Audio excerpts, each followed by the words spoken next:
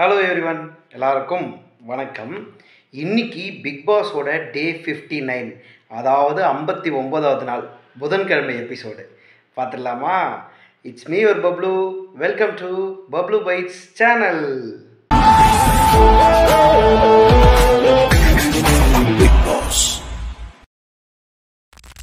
இதுக்கு முந்தைய எபிசோடில் பார்த்துருப்பீங்க, நம்ம ஜெஃப்ரி வந்துட்டு பெஸ்ட் பர்ஃபார்மராக இருந்து கேப்டனோட டாஸ்கில் பங்கேற்று கேப்டன் ஆகிட்டாருன்னு. அவரை கேப்டன்சி ஒழுங்காக பண்ண விடுவாங்களா இல்லையான்னு கூட தெரியல. ஏன்னா அதுக்குள்ளேயே இந்த devil versus angel task start ஆகிடுச்சு. ஆல்ரெடி பிரித்து வச்சுருந்தாங்க இல்லையா, டெவில் ஒரு பக்கம் ஏஞ்சல் ஒரு பக்கம்னு. இப்போ டெவிலை மட்டும் லிவிங் ஏரியாவில் தனியாக கூப்பிட்டு தீபக் ஒன்று படிக்கிறாரு, பிக் பாஸ் சொன்னாருன்னு சொல்லிட்டு. என்னன்னா, டெவில்ஸு ஈவி இறக்கமே இருக்கக்கூடாது, எந்த இடத்துலையும் யாரையுமே கன்னிங்காக பார்க்கக்கூடாது, வச்சு செய்யணும். அப்படி செய்யறதுல யாராவது மிஸ் பண்ணிட்டீங்கன்னா அவங்க ஜெயிலில் போய் தண்டனையாக அனுபவிக்கணும் அப்படின்ற மாதிரி சொல்கிறாங்க. இதுதான் ரூல் புக்லேயும் போட்டிருக்கு. இதை தாண்டி முக்கியமான விஷயம், ஏஞ்சல்ஸ் ஆகிய கண்டஸ்டன்ட் கிட்ட ஒவ்வொருத்தர்கிட்டையும் 3 ஹார்ட் இருக்கும், இதயம். அந்த 3 இதயத்துமே அவங்கள கலாச்சி தள்ளி மன வருத்தலுக்கு உண்டாக்கி நிலவுலைய வச்சா ஒரு ஹார்ட்டை பிடிங்கிடலாம். அப்படி டெவில்ஸில் யார் அதிகமான ஹார்ட்டை பிடுங்கி வச்சுருக்கார்களோ அவர்களுக்கு அடுத்த வாரம் நாமினேஷன் ஃப்ரீ பாஸ் அப்படின்ற மாதிரி பிக் பாஸ் சொல்ல ரூல் புக்கில் போட்டிருக்க. தீபக் எல்லார்கிட்டையும் படித்து போட்டி ஆரம்பிக்கலாமான்னு கேட்குறாரு. முதல்ல இந்த கேமை வெற்றிகரமாக ஆரம்பித்தது நிறைய பேர் ஆரம்பித்தாங்க. முதல்ல செல்லக்குட்டி தர்ஷிகா கிட்ட போவோம். தர்ஷிகா டெவில் இல்லை, உண்மையான டெவிலாகவே பிஹேவ் பண்ண ஆரம்பிச்சிட்டாங்க. அன்ஷிதாவை கார்னர் பண்ணிட்டாங்க. ஆக்சுவலாக இந்த டெவில் பொதுக்குழு நடந்தது இல்லையா ஒரு கூட்டம், அதில் 3 பேரை டார்கெட் பண்ணுறாங்க. ஒன்று அன்ஷிதா, இன்னொன்று சத்யா, இன்னொன்று பவித்ரா. ஏன்னா இவங்க 3 பேரும் தான் சீக்கிரமாக உடஞ்சிருவாங்க, அவங்கக்கிட்ட இந்த ஹார்ட்டை எடுத்துடலான்னு. இந்த வரிசையில் தர்ஷிகா அன்ஷிதாவை வச்சு செய்யணும்னு முடிவு பண்ணிட்டாங்க. அப்போ தர்ஷிகா அன்ஷிதா கிட்ட ஏதோ பேசிக்கிட்டே இருக்கும் போது ஜெஃப்ரி நடுவில் வந்துட்டா போல். ஜெஃப்ரியை தோப்புக்கரணம் போட வச்சாங்க 100-150 வாட்டிங்க. அந்த பயபோல கண்ணில் அழ அழ அழ அழ தோப்புக்கரணம் போடுறான். இதில் இந்த கோவா கேங் ஒன்று இருக்கு இல்லையா, நம்ம ஜாக்லின், சௌந்தர்யாலாம், இவங்கெல்லாம் டெவில் தான். ஆனாலும் ஈவியர்க்கத்தோட நல்ல மனசோடு இருக்குன்றதை காமிச்சிக்க தர்ஷிகாவை சண்டை போடுறாங்க. ஜெஃப்ரிக்கு ஏன் இவ்வளோ பனிஷ்மெண்ட் தர, அவன் வலிச்சாலும் சொல்ல மாட்டான்னு. தர்ஷிகா அந்த டாஸ்க் முடிஞ்சு வெளியே வந்தோடனே ஒன்று சொல்கிறாங்க, அவன் எனக்கும் தம்பி மாதிரி தான், நான் அவனுக்கு கால் கூட அமுக்குவேன், இது டாஸ்க்காக தான் பார்க்கணும், அந்த வரிசையில் நான் பண்ணது சரிதான் அப்படின்னும் போது அப்படியே ஒரு வாக்குவாதம் பெருசாகிட்டே இருக்க. திடீர்னு சௌந்தர்யா ஒன்று கத்த, ஜாக்லின் ஒன்று கத்த, நம்ம தர்ஷிகா இது ஒன்றும் உங்கள் அப்பா வீடு கிடையாது, இது பிக் பாஸ் வீடு அப்படின்ற மாதிரி போகிற போக்கில் ஒரு வார்த்தையை சொல்லி விட்டு போயிட்டாங்க. இதுக்கு சௌந்தர்யா ஜாக்லினை பார்த்து தான் சொன்னாங்க. ஜாக்லின் கூட அமைதியாக தான் இருந்தாங்க. சௌந்தர்யா என்னத்துக்கு நீ எப்படி இந்த மாதிரி ஒரு வார்த்தை சொல்லுவ, அப்பா வீடு கிடையாது, ஆயா வீடு கிடையாதுன்னு அப்படின்னு சொல்ல. தர்ஷிகாவும் ரொம்ப நேர்மையாக ஒரு பதில் சொன்னாங்க, எனக்கு அப்பா கிடையாது, நான் இதெல்லாம் ஒரு வார்த்தையாக ஃப்ளோவில் சொன்னது தான், இதை நீ சீன் கிரியேட் பண்ணாத, கண்டென்ட் கிரியேட் பண்ணாதன்னு சொல்லிட்டு போயிட்டாங்க. ரூமில் உட்கார வச்சு எல்லாருக்கிட்டேயுமே சொன்னாங்க, இந்த வார்த்தையை நான் பொதுவாக தான் சொன்னேன், அப்படி ஜாக்லினுக்கு ஹர்ட் ஆகிருந்தா ஐம் ரியலி சாரின்ற மாதிரி.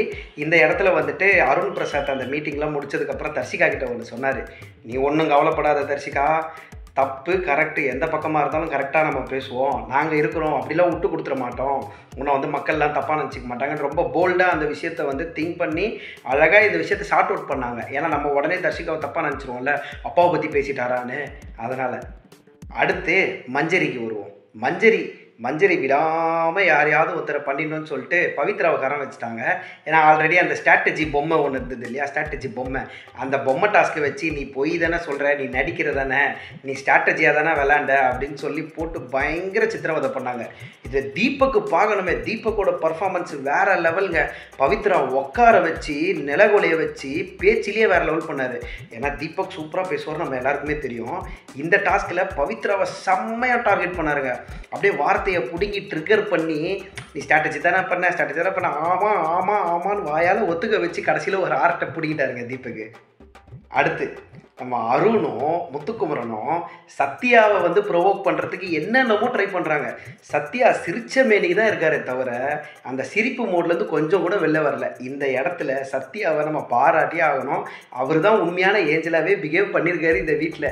அதுக்கப்புறம் நடுவில் சாச்சனா ராணவெலாம் சத்யாவோட துணியவே கிழிச்சிட்டாங்க அவரை ட்ரிகர் பண்ணுறதுக்கு. சத்யா வந்து இப்போ நான் கேமாக பேசலை, நார்மலாக பேசுகிறேன்.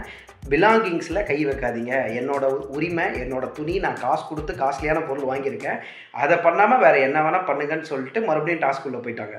அதை சொல்லிட்டு போனோன்னே இங்கே ஜாக்லினும் சௌந்தர்யாவும் வந்து சாச்சனாவை நீ ஏன் துணியை கிழிச்ச அப்படின்ற மாதிரி மறுபடியும் வந்துட்டு அவளை போட்டு நோண்ட ஆரம்பிச்சிட்டாங்க. சாச்சனா தெளிவாக அப்போவே சொல்லிட்டா நான் பண்ணது தப்பு தான் அப்படின்னு. ராணவுக்கு ஒரு பக்கம் பயம், எங்கள் மக்கள்லாம் வந்துட்டு இதை தப்பாக நினச்சிக்க போகிறாங்க, விஜய் சேதுபதி வந்து இதை பெருசாக கேள்வி கேட்டுற போகிறாருன்னு சத்யா கிட்ட வந்து மன்னிப்பு வர கேட்டார் ராணவு. சத்யாவும் கூலா இட்ஸ் ஓகே மச்சா அப்படின்ற மாதிரி ஃப்ரீயாக விட்டார். தர்ஷிகா, மஞ்சரி, அதுக்கப்புறம் வந்துட்டு தீபக்கு, அப்புறம் வந்து இந்த முத்துக்குமார், அருண், இந்த டெவில்லாம் வந்து மிச்சம் எல்லாரையும் டார்ச்சர் பண்ணதை பார்த்தோம் இல்லையா. இப்போது சாச்சனா ஒரு விஷயம் பண்ணாங்க, வீடே ரெண்டாக போச்சுன்ற மாதிரி சொல்லலாம்.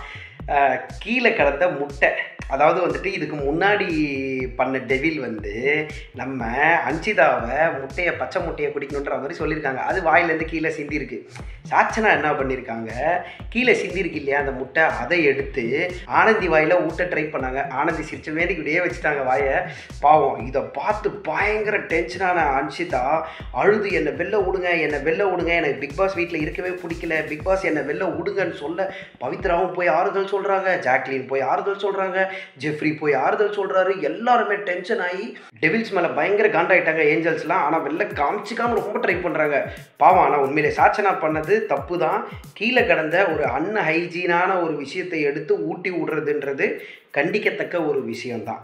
அதுக்கு தீபக்கும் சொல்கிறாரு, சாச்சனா பண்ண தப்புக்கு வந்துட்டு அவள் பதில் சொல்லிக்கிட்டோம், மிச்சப்படி வந்துட்டு இங்கேருந்து அன்சிதா நீ பண்ணுறது தப்பு, நீ வா, நீ எதுக்கு இவ்வளோ ஃபீல் பண்ணுறன்றலாம் சொல்லிலாம் அவங்க கேட்கவே இல்லை. அன்சிதா தொண்டையே போச்சுன்னா பாருங்களேன், கத்தி அன்சிதாக்கு பார்க்குற நமக்கே தொண்டை போயிடும் போல இருக்குதுங்க. அன்சிதா கிட்டேருந்து ஒரு வழியாக எல்லா ஹார்ட்டும் வாங்கிட்டாங்க. வாங்கினதோட தைரியத்தில் தான் வந்து அன்சிதா இப்படிலாம் கத்திட்டு போனாங்க. இப்போது இந்த ஜெயிலுக்கு போகிறதுன்னு ஒன்று பேசியிருந்தோம் இல்லையா ஸ்டார்டிங்கு.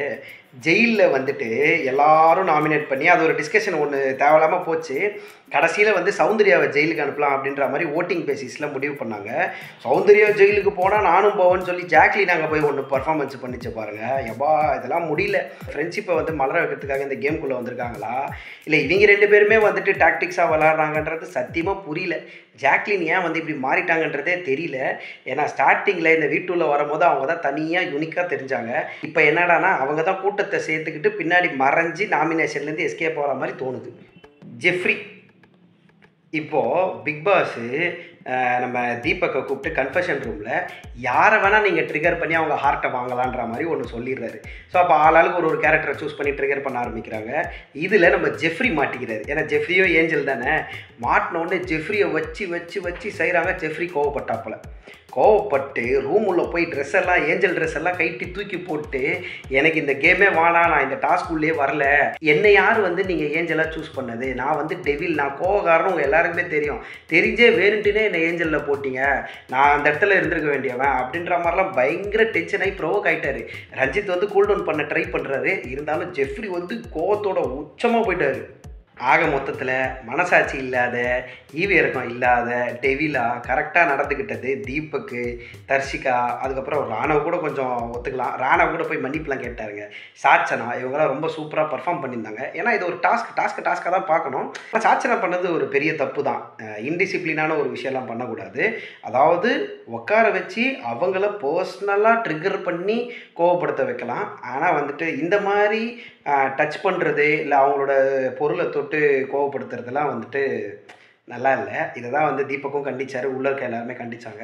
ஸோ ஓவராலாக இந்த எபிசோடு இப்படி தான் போச்சு. அப்படியே ஒருத்தர் மாற்றி ஒருத்தர் பேசிக்கிறாங்க. இதோட இந்த வீடியோ முடியுது. நானும் என் வீடியோவை முடிச்சுக்கிறேன். இந்த வீடியோ உங்கள் எல்லாருக்கும் பிடிச்சிருக்குன்னு நான் நம்புகிறேன். நீங்கள் மட்டும் பார்த்தது இல்லாமல் உங்கள் ஃப்ரெண்ட்ஸ்க்கும் ஷேர் பண்ணி அவங்களையும் பார்க்க வச்சு அவங்களையும் சந்தோஷப்படுவீங்க. உங்கள் ஃப்ரெண்ட்ஸும் ஹாப்பி, நீங்களும் ஹாப்பி, நானும் ஹாப்பி. குமுதா ஹாப்பி என்னாச்சு. மீண்டும் அடுத்த வீடியோவில் சந்திக்கிறேன். அது வரைக்கும் டாடா.